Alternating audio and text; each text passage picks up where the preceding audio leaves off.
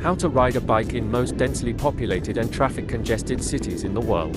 Here are 5 practical tips to help you navigate the city safely and efficiently. 1. Stay alert and defensive.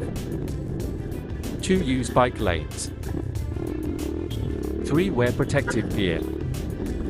4. Avoid peak traffic hours, mostly 9:30 a.m. and 5 p.m. 5. Be mindful of road conditions. Bonus tip: use a bike lock. Bike theft is common in Dhaka, so always use a sturdy lock and park your bike in a secure, well-lit area whenever possible.